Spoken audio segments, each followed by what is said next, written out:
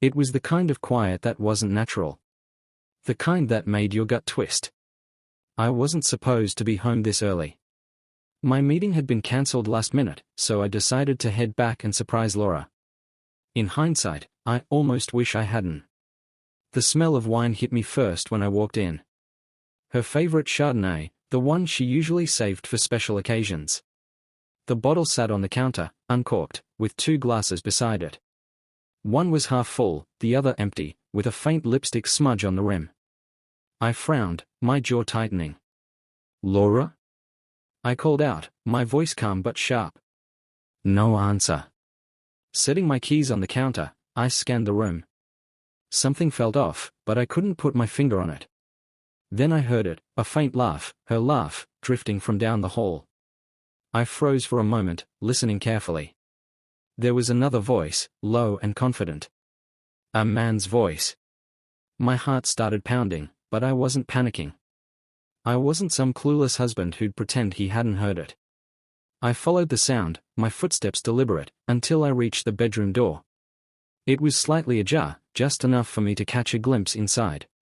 Laura was sitting on the edge of the bed, her hair slightly tousled, a coy smile on her face. Standing in front of her was a man I didn't recognize, tall, broad-shouldered, with an air of casual arrogance. He leaned down, brushing a strand of her hair aside as he whispered something. She laughed again, lightly swatting his arm. I stepped back, inhaling deeply to keep my anger under control. The rush of emotions, betrayal, fury, disbelief, was like a tidal wave, but I didn't let it pull me under. Not yet. Instead, I pushed the door open with a deliberate shove, hard enough to make it slam against the wall. They both jumped, their heads snapping toward me. "Michael!" Laura stammered, her face draining of color. The man straightened up, looking caught but not apologetic. His hand hovered near his belt, as though he'd been in the middle of adjusting it. "Don't stop on my account," I said coldly, stepping into the room. My gaze flicked between them, locking onto the man. "Who the hell are you?" Laura stood quickly, putting herself between us. "Michael, this isn't..." "Don't," I cut her off, my voice low and firm. "You don't get to explain right now." I turned my attention back to the man, who had started to back toward the side door. "I asked you a question," I said, my tone deadly calm. "Who are you?" He raised his hands defensively. "Look, man, I didn't know." Wrong answer. I took a step forward, and he froze. "You don't set foot in another man's house and then play the victim." "Michael, stop," Laura said, her voice trembling. I ignored her. "Get out," I said to him, my voice like ice. "And pray to God I don't see your face again." He didn't need to be told twice.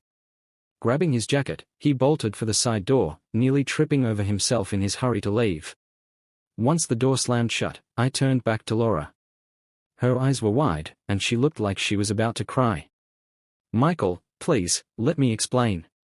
"No," I said flatly, cutting her off again. "You think I'm going to stand here and listen to whatever lie you've rehearsed?" "It's not what it looks like," she said weakly. I laughed, a cold, bitter sound. "Not what it looks like?" "Then explain why a stranger just ran out of my bedroom like a damn coward." She said nothing, her hands twisting nervously. I stepped closer, lowering my voice. "Here's what's going to happen. You're going to pack a bag and stay somewhere else tonight. We're done talking. Tomorrow, we'll figure out what happens next. But right now? I don't want to see you. Michael. Go." Her lips trembled, but she didn't argue. She knew better. Slowly, she nodded and left the room. As I stood there in the aftermath, my fists clenched tightly at my sides, I knew this was only the beginning. The kitchen felt unbearably quiet as I stared at the wine bottle on the counter. My hands were steady, but my heart wasn't. It beat heavily in my chest, each thud a reminder that the life I thought I knew was crumbling beneath me. 40 years. 40 years of marriage, raising kids, celebrating milestones, building a life together. And now? Now it felt like I was sifting through the ruins of something I'd taken for granted for too long. I reached for her phone again, scrolling through the messages from M. Each one was a dagger. "I miss you already. Monday can't come soon enough. You looked incredible last night. I set the phone down, careful not to disturb anything else. The last thing I needed was for Laura to notice I'd been looking. Not yet. If she thought I was oblivious, all the better. Leaning back in the chair, I stared at the ceiling, trying to steady my thoughts. My mind drifted, unbidden, to the past year. The signs had been there all along, small, almost insignificant at first, but now glaringly obvious. The gym membership. "I just want to stay healthy," she'd said, smiling at me over her coffee. I'd encouraged it, proud of her for taking care of herself. But then came the new clothes, dresses I'd never seen her wear, heels too high for casual outings. I'd brushed it off. Laura had always liked to look her best. And then there were the late nights. At first, they were once or twice a month, book club, she'd called it. But over time, they became more frequent. I'd even joked about it once, teasing her about how much wine and gossip they must go through.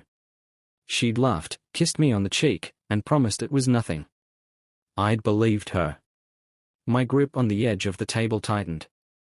How had I been so blind? For 40 years, I'd worked to provide for our family, to give Laura and the kids a life of stability and comfort. I thought that was enough. I thought that if I was reliable, supportive, and steady, she'd never feel the need to look elsewhere. But women don't crave stability the way men do. Stability, it seems, isn't exciting. It doesn't make their hearts race or their cheeks flush. Laura wanted more. Something unpredictable. Something I hadn't given her in years. A noise outside snapped me back to the present. The faint sound of tires on gravel. I stood and moved to the window, careful to stay out of sight. A car pulled into the driveway. Laura's car. She wasn't alone. The passenger door opened, and a man stepped out. He was tall, broad-shouldered, wearing a dark coat that flared slightly in the wind. He leaned into the driver's window, speaking to her, his movements casual, like he'd done this 100 times before. I couldn't hear what he said, but Laura laughed. It wasn't the light, carefree laugh I used to know. It was softer, almost intimate. The man stepped back, adjusted his coat, and walked down the street, disappearing into the shadows.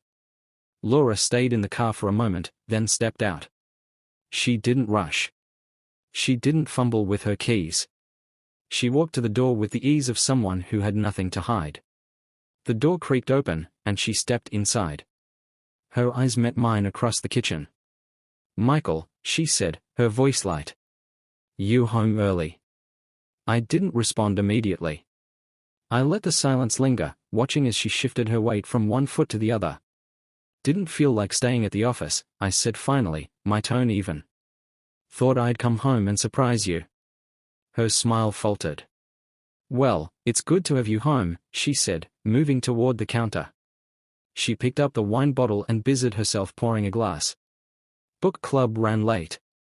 "Book club," I repeated, keeping my eyes on her.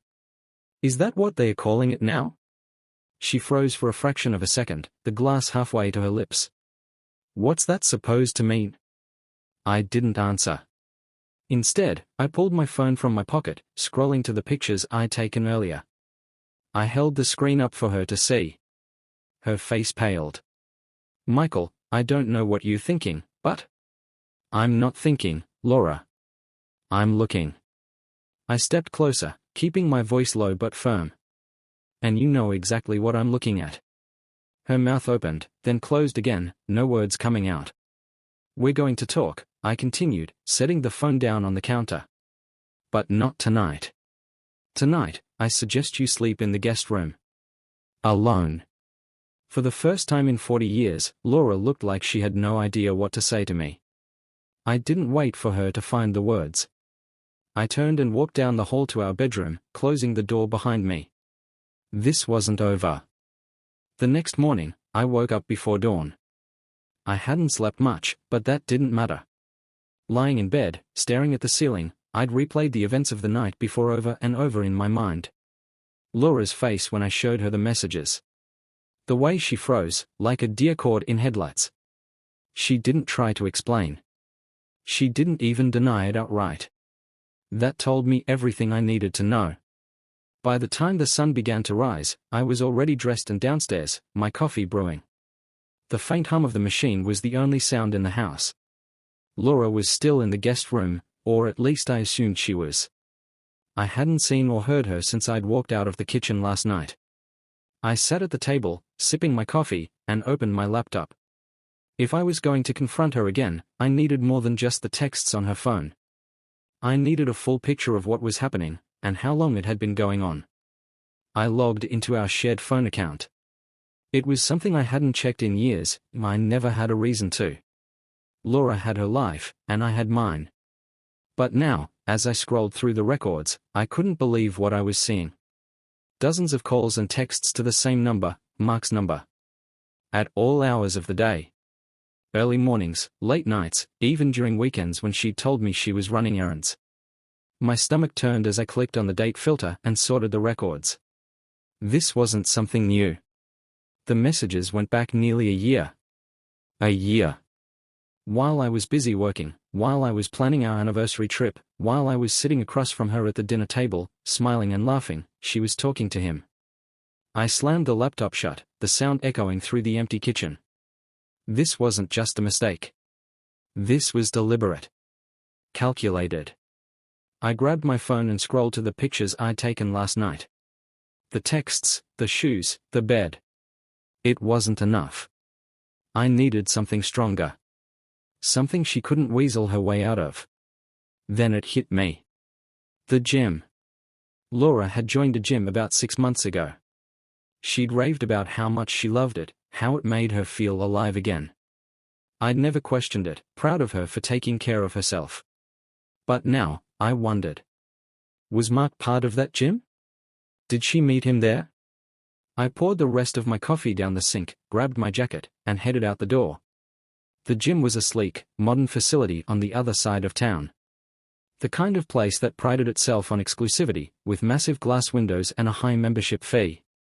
Laura had talked me into paying for the membership, insisting it was worth the cost. I parked across the street and sat in my car for a moment, watching as people came and went. Most of them looked like they belonged, fit, confident, dressed in expensive workout gear. It wasn't hard to imagine Laura here, blending in perfectly.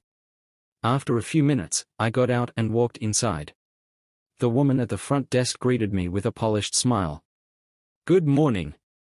Can I help you?" "I'm here to ask about my wife's membership," I said, keeping my tone calm. "Laura Henderson." The smile faltered, replaced by a hint of confusion. "Oh, is there an issue with her account?" "No," I said, shaking my head. "I just wanted to confirm some details. Do you happen to have a record of her check-ins?" Her hesitation was brief. "I'm afraid we don't share that information without the members' consent." I nodded, expected as much. "That's fine. Thank you." I turned and walked out, but I wasn't discouraged. I didn't need her help. Back in my car, I pulled up Laura's gym on my phone and scrolled through their website. They had a trainer directory, complete with pictures and bios of each staff member. And there he was. Mark Reynolds. Personal trainer. I stared at his picture for a long moment. He was exactly what I expected, tall, broad-shouldered, with that annoyingly perfect smile. He looked younger than Laura by at least 10 years, but that didn't surprise me either. I saved the photo and closed the site. Now I had a name, a face, and a connection. I didn't go home right away. I drove around for a while, letting the pieces fall into place in my mind. This wasn't just an affair. This was a betrayal that had been months, no, years, in the making. And I wasn't going to let it slide. By the time I pulled into the driveway, I knew what I needed to do. By the time I stepped back into the house, the morning sun was streaming through the windows.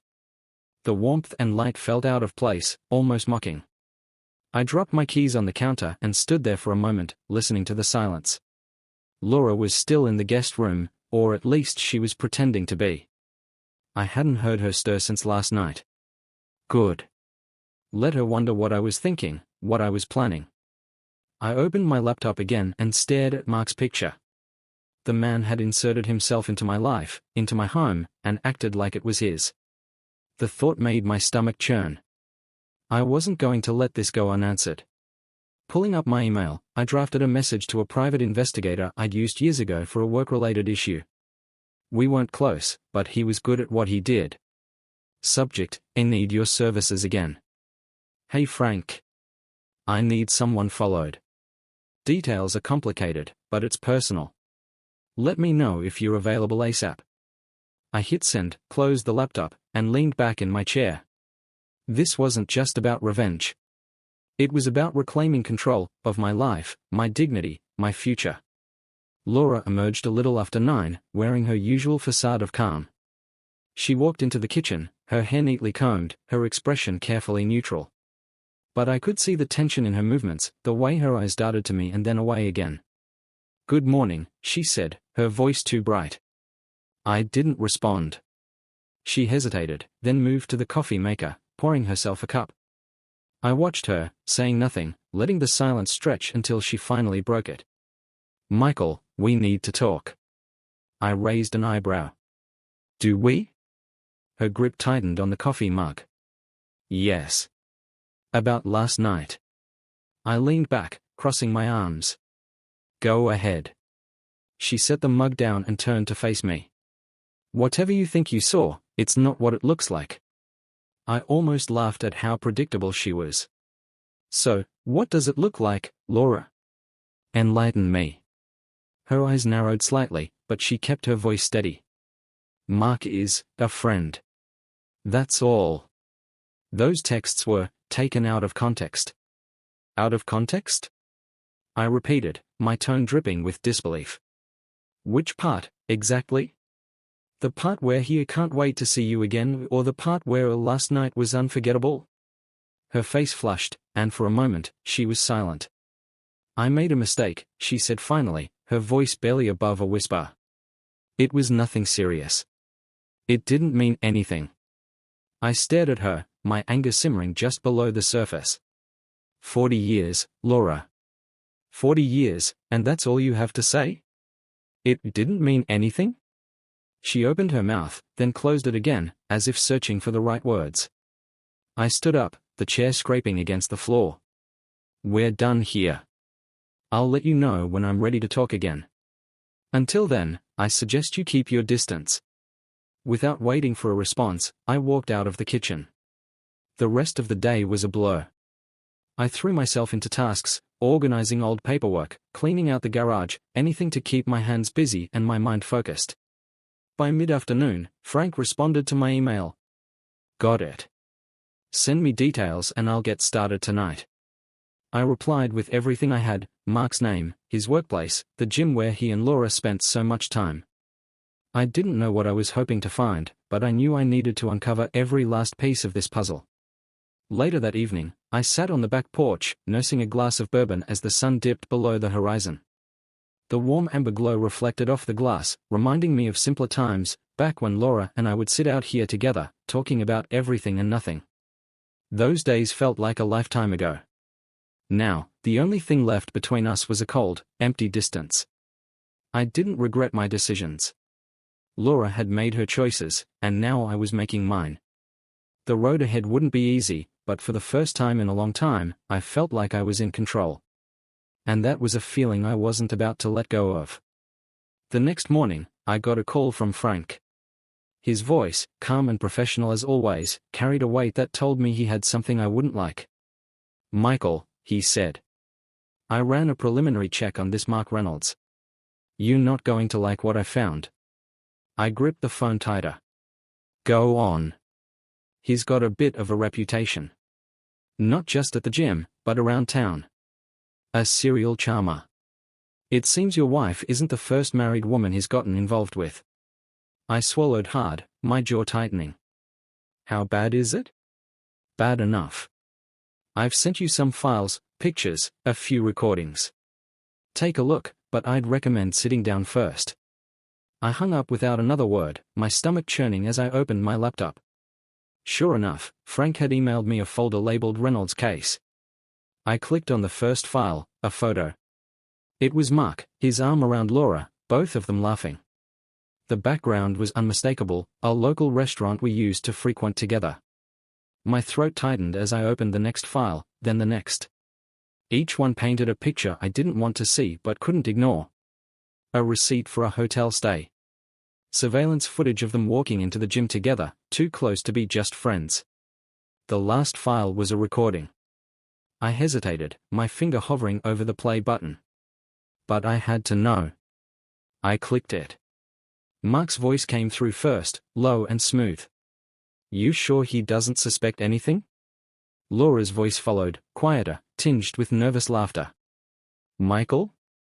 No, he's completely clueless. He's always so busy with work, he barely notices anything anymore. My heart sank. You know, Mark continued, you deserve better than him. Someone who actually pays attention to you. There was a pause, then Laura's voice again, softer this time. Maybe you're right. I slammed the laptop shut, the recording cutting off abruptly. The room felt too small, too stifling. I needed air. Outside, the autumn breeze was cool against my skin, but it did little to calm the storm inside me. I paced the yard, my thoughts racing. How long had this been going on? How many lies had she told? How much of our marriage was real, and how much of it was just a performance? The worst part wasn't the affair itself. It was the way she talked about me, as if I was some oblivious fool who didn't matter anymore. I wouldn't let her get away with this. I pulled out my phone and called Frank. Keep digging, I said. I want everything. Bank records, social media activity, anything that ties her to him. Understood, Frank said. You'll have it by the end of the day. I hung up and stared at the house, the walls that had once felt like a sanctuary now seeming more like a prison. But not for long. By evening, Frank had sent me another email. This one was worse. Among the attachments were credit card statements, hotel stays, restaurant bills, even a jewelry purchase. All in Laura's name, all recent. I stared at the screen, my anger boiling over. She'd used our money to fund her little fling. Money I had worked decades to earn, sacrificing time with our family to ensure we had everything we needed. Enough was enough. I closed the laptop and went to the garage. In the corner, tucked behind a stack of old boxes, was a safe I hadn't opened in years. Inside were the original deeds to our house, documents for our joint accounts, and a file labeled prenup. I hadn't thought about that file in a long time. When Laura and I got married, I was just starting out in my career, and the idea of a prenuptial agreement had seemed unnecessary, almost insulting. But my father had insisted. It's not about trust, he'd said. It's about protecting what's yours. Now, decades later, I was grateful for his advice. I opened the file and scanned the pages. It was ironclad. If Laura thought she could walk away with half of everything, she was in for a rude awakening. Later that night, I sat in the living room, waiting. Laura came home late, as I expected, her heels clicking against the tile floor. She walked in, her expression wary but defiant. Michael, she said cautiously. We need to talk. I gestured to the seat across from me. Go ahead. She hesitated, then sat down. I know you're upset, but we can work through this. It was a mistake, a lapse in judgment. It didn't mean anything. I held up a hand, cutting her off. Don't insult me, Laura. I know everything. Her face paled, her bravado crumbling. What do you mean? I leaned forward, my voice low and steady. I know about the hotels, the jewelry, the gym. I know about Mark. She opened her mouth to protest, but I didn't let her. And I know what you think of me. That I'm clueless, too busy to notice. That I don't deserve a you. I let the words hang in the air, watching as the reality of her actions finally sank in. You've made your choices, Laura, I continued. Now, I'm making mine. Laura stared at me, her face pale and frozen, as though she'd just been hit by a truck. I gave her a moment, letting the weight of my words settle. For 40 years, I'd been patient, understanding, and forgiving. But now, she was seeing a side of me she probably never thought existed. I'm filing for divorce, I said, my voice calm but firm. The words seemed to snap her out of her daze. Divorce? She repeated, her voice trembling. Michael, don't you think you're overreacting? We've been married for 40 years. I folded my hands in front of me, meeting her gaze without flinching. Yes, 40 years. And in those 40 years, I gave you everything. Stability. A home. A family. But apparently, that wasn't enough for you. Her eyes filled with tears, but I wasn't moved. Not this time. Michael, she whispered, her voice cracking. It was a mistake. I was lonely. You were always working, always busy. I didn't know how to tell you what I needed. I stood up, the chair scraping against the floor. Don't you dare put this on me. I didn't make you cheat. I didn't force you to sneak around, to lie to my face. Those were your choices, Laura. You could have talked to me, but instead, you betrayed me. She reached out as if to touch my arm, but I stepped back, shaking my head. I've already spoken to a lawyer, I said. I'll be filing the paperwork tomorrow. The look on her face shifted from despair to something colder. You really going to throw everything away over one mistake? I laughed bitterly. You threw it away the moment you let him into our life. The next morning, I drove to my lawyer's office, a man I'd worked with years ago during a business dispute. He was sharp, thorough, and most importantly, ruthless when necessary. I need this handled quickly, I told him as I handed over the documents Frank had uncovered. He skimmed through the files, nodding. This is more than enough to protect your assets. She won't be walking away with much. That's not all I want, I said, leaning forward. I want to make sure Mark pays too. The lawyer raised an eyebrow but didn't question me. Understood. I'll start the process immediately. Expect an update in a few days. I left the office feeling a sense of grim satisfaction. For the first time in weeks, I felt like I was taking control of the situation, steering it on my terms. That evening, Laura was unusually quiet. She moved through the house like a ghost, her eyes downcast, avoiding me at every turn. Good, I thought. Let her sit with her guilt. Let her wonder what's coming next. I spent the evening reviewing the final details of my plan. Thanks to Frank, I had everything I needed to dismantle the cozy little fantasy she and Mark had built. The next step was timing. 2 days later, I attended an event at the gym, a charity fundraiser Laura had mentioned in passing weeks ago. It was the perfect opportunity. I arrived early, blending into the crowd as I scanned the room. Sure enough, there was Laura, standing near the refreshment table, chatting with a small group of people. Mark was there too, his charm on full display. I stayed in the background, watching, waiting. When the time was right, I stepped forward, my phone in hand. Laura, I said, my voice loud enough to turn heads. She froze, her smile faltering as her eyes met mine. Michael, she said, her tone cautious. What are you doing here? I thought I'd join the fun, I said, holding up my phone. And maybe share a few things with everyone. The room fell silent as I pressed play. The recording Frank had sent me, the one with Laura and Mark's voices, filled the air. You deserve better than him, Mark said, his voice smooth and confident. Maybe you're right, Laura replied. The murmurs began immediately. People turned to look at Laura and Mark, their expressions ranging from shock to disgust. This is what you've been up to, I said, my tone cold. While I was at work, while I was providing for our family, this is what you were doing. Laura's face was a mix of anger and humiliation. How dare you, she hissed, stepping toward me. I didn't flinch. How dare I? No, Laura. How dare you? Mark tried to step in, but I cut him off. Don't even think about it. You done here. I turned to the crowd, my voice steady. This is what betrayal looks like. This is what happens when you trust the wrong people. Without another word, I walked out, leaving the room buzzing with whispers. I didn't look back. The drive home from the gym was quiet. The streets were dark, lit only by the faint glow of streetlights, but inside my car, my thoughts burned bright. The sound of whispers and gasps from the crowd still echoed in my ears. I hadn't planned on enjoying the moment as much as I did, but there was something deeply satisfying about watching Laura and Mark's little world crumble in front of an audience. I wasn't done yet. Back home, the house was empty. Laura hadn't returned, and I doubted she would anytime soon. She would need time to figure out her next move, but it wouldn't matter. I'd already made mine. I poured myself a drink and sat at the kitchen table, letting the whiskey warm me as I stared at the folder in front of me. It contained the divorce papers, the financial records, and everything Frank had uncovered about Mark. I wasn't just going to end my marriage.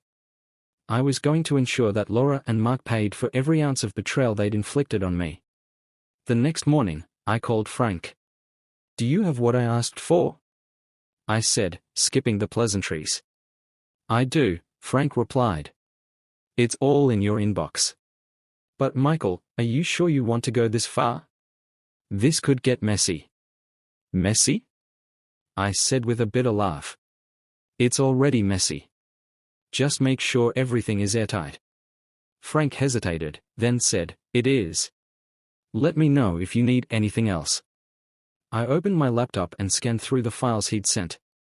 Bank records tied to Mark's name revealed a pattern of financial fraud, embezzling funds from the gym where he worked, unpaid debts, and even a lawsuit he'd settled quietly a few years back. There it was. The leverage I needed. That afternoon, I paid a visit to the gym's owner, a sharp-looking woman in her late 40s named Diane.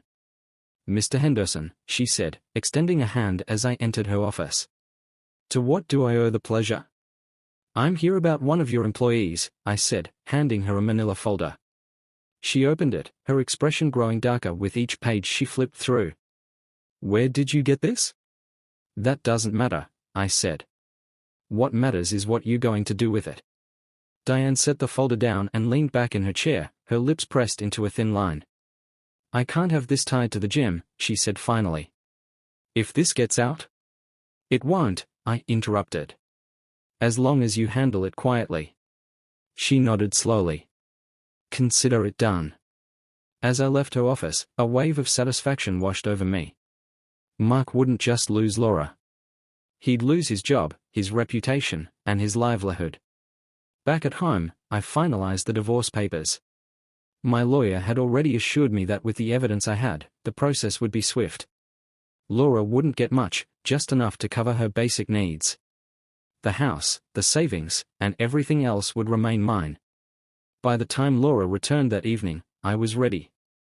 She walked in cautiously, her face a mixture of anger and fear.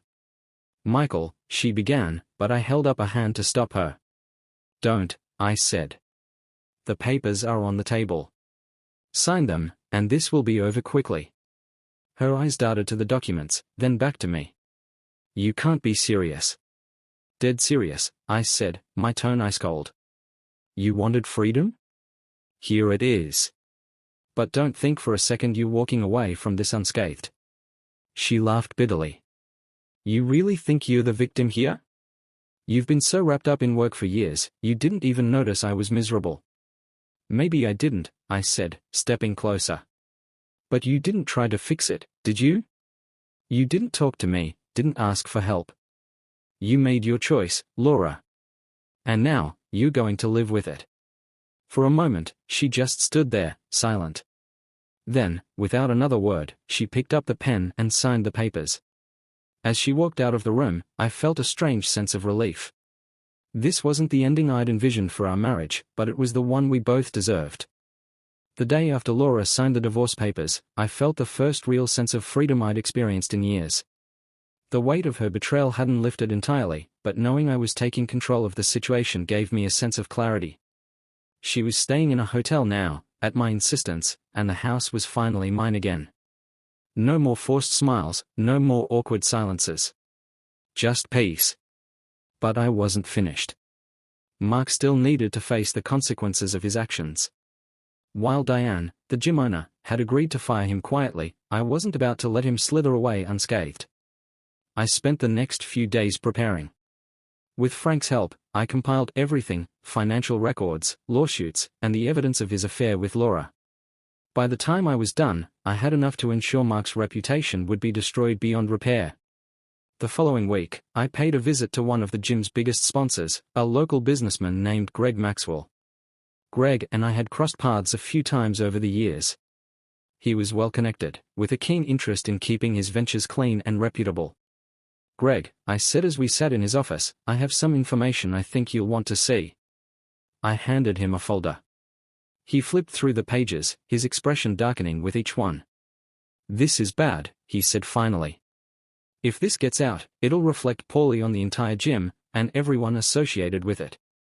"That's why I'm here," I said. "Mark Reynolds isn't just a liability. He's a stain on everything you've built." Greg set the folder down and steepled his fingers. "What are you suggesting?" "Cut ties with him completely," I said. "Publicly, if necessary. Let people know you won't tolerate this kind of behavior." He nodded slowly. "Consider it done." The fallout began almost immediately. Greg released a statement denouncing Mark's actions and confirming his dismissal from the gym. Word spread quickly, fueled by whispers and online chatter. Within days, Mark's name was mud. His clients dropped him, his connections evaporated, and his financial troubles came roaring back with a vengeance. I wasn't sorry. Mark had made his choices, just as Laura had made hers. And now, they were both paying the price. One evening, about a week after Greg's statement, Laura showed up at the house unannounced. I opened the door, surprised to see her standing there, looking tired and worn. "What do you want, Laura?" I asked, keeping my tone neutral. She hesitated, her hands twisting nervously. "I need to talk to you." I sighed but stepped aside, letting her in. She sat down at the kitchen table, the same place where we'd shared countless meals and conversations over the years. For a moment, she said nothing, just stared at her hands. "I lost my job," she said finally, her voice barely above a whisper. "The gym doesn't want to be associated with me anymore. And Mark, he's gone." I leaned against the counter, crossing my arms. "And this is my problem because?" She flinched, but I didn't care. "Michael," she said, her voice breaking. "I know I messed up. I know I hurt you. But I'm asking, no, I'm begging, you to help me." I stared at her, the woman I'd spent 40 years of my life with, and felt nothing. No anger, no sadness, no sympathy. Just a cold detachment. "You made your bed, Laura," I said finally. "Now you can lie in it." Her face crumpled, tears streaming down her cheeks. She didn't try to argue, didn't try to defend herself. She just nodded, stood up, and walked out the door. As I watched her leave, I felt a strange sense of closure. This chapter of my life was over. The silence in the house was no longer heavy. It wasn't the kind of silence that followed an argument or the cold, empty quiet that had crept in during the last few years of my marriage. This silence felt peaceful. I'd spent the past week cleaning out every trace of Laura. Her clothes, her jewelry, even the ridiculous collection of decorative pillows she insisted on piling onto the couch, all of it was packed up and gone. The house felt lighter without it. I stood in the living room, staring at the freshly painted walls. The beige that Laura had always loved was now a bold navy blue. It was a small change, but every time I looked at it, I felt a spark of satisfaction. It was mine. My phone buzzed on the counter, pulling me from my thoughts. It was a message from Sarah, my oldest daughter. "Hey Dad, just checking in. How's everything going?" I smiled, typing back a quick response, "It's going. Thinking about making dinner, when can you come by?" Her reply came almost immediately, "How about Sunday? I'll bring dessert." The next morning, I woke up early, as I had every day since Laura left. Old habits die hard. After 40 years of marriage, my body was still programmed to wake up at the crack of dawn, even if there was no one waiting for coffee or breakfast. Instead of lingering in the kitchen, I grabbed my jacket and decided to take a walk. The crisp morning air filled my lungs as I wandered through the neighborhood. I passed houses I'd seen 1,000 times but never really noticed, front yards decorated for fall, a few kids racing bikes down the sidewalk. "Morning, Mike," a voice called out from a porch. I glanced up to see Mr. Jenkins, my neighbor of 15 years. I couldn't remember the last time we'd spoken more than a polite hello. "Morning," I replied, raising a hand. "Good to see you out and about," he said with a nod. I smiled faintly and kept walking. It was such a small thing, but it felt significant. For so long, I'd been lost in my own world, oblivious to the one right outside my door. Later that afternoon, I found myself at the hardware store. It wasn't a planned trip, just a way to pass the time. I wandered the aisles, picking up odds and ends, some new curtain rods, a set of tools I probably didn't need, and a few paint samples. As I debated between two shades of grey, a voice interrupted my thoughts. "Those are both boring." I turned to see a woman about my age standing a few feet away. She was smiling, her arms crossed over a canvas tote bag slung over her shoulder. "Excuse me?" I said, half laughing. "The paint," she said, gesturing to the samples in my hand. "You can do better than grey." "And what do you suggest?" She stepped closer, pointing to a bold, deep green on the shelf. "That one. Trust me." I raised an eyebrow. "You seem pretty confident." She shrugged. "Life's too short for boring walls." I laughed again, a genuine laugh this time, and nodded. "You might be onto something." We ended up chatting for a while, about paint, home renovations, and the general chaos of trying to fix things on your own. Her name was Diane. She was a retired teacher who'd moved to the area a few years ago. There was no pressure, no awkwardness. Just an easy conversation that left me walking out of the store with a paint can I hadn't planned on buying, and a faint smile I hadn't felt in months. That evening, I sat on the back porch, watching the sun dip below the horizon. The deep green paint sat in the corner, waiting for tomorrow. The bourbon in my glass caught the last rays of sunlight, glowing amber. For the first time in a long time, I felt like I was moving forward. Laura and Mark were a chapter I'd closed, their betrayals no longer hanging over me like a storm cloud. My life was mine again, free of the weight I'd been carrying for far too long.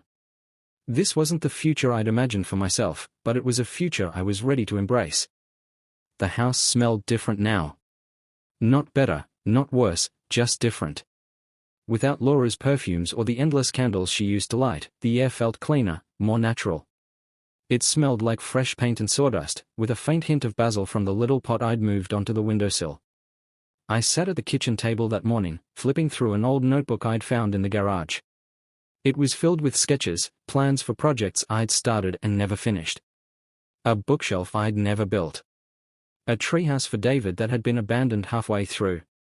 Maybe it's time to finish something, I muttered to myself, setting the notebook aside. The garden was already proof I could follow through. The tomatoes were thriving, the peppers just starting to show their first little buds. Every time I stepped outside and saw those plants, I felt a small spark of pride.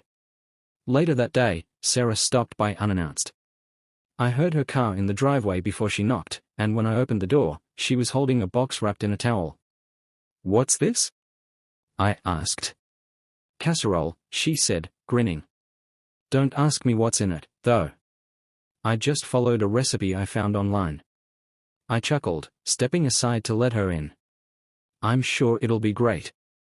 As she set the dish on the counter, she glanced around the kitchen. "Wow, Dad. It looks so different in here. It's like a whole new house." I nodded. Figured it was time for a change. She leaned against the counter, folding her arms. "How are you, really?"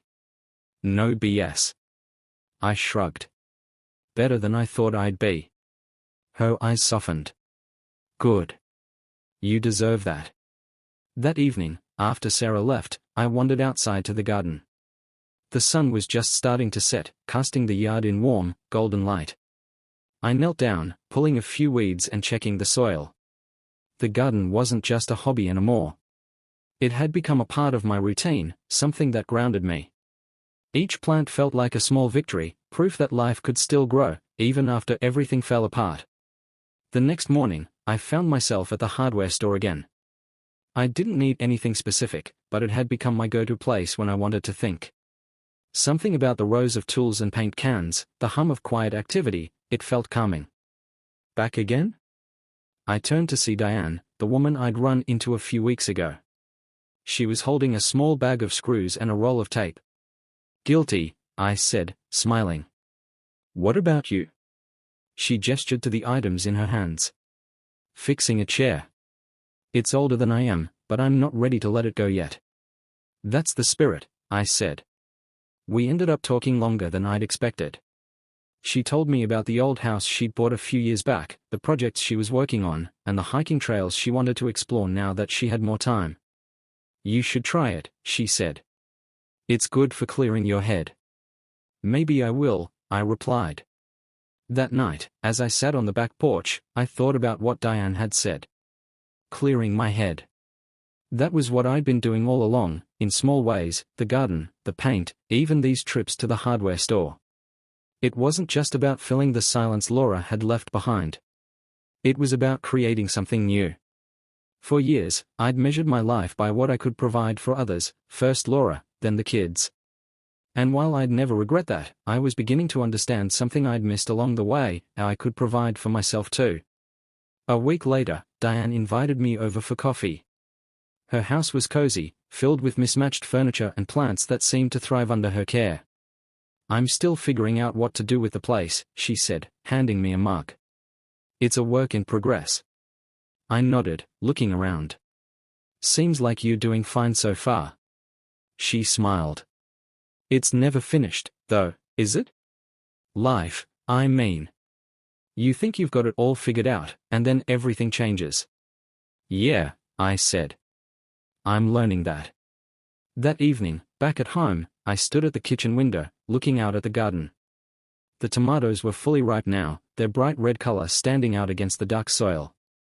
I thought about the past year, everything I'd lost, everything I'd learned. It hadn't been easy, but standing there, I felt a quiet sense of pride. For the first time in decades, I wasn't looking back. The future was mine to build.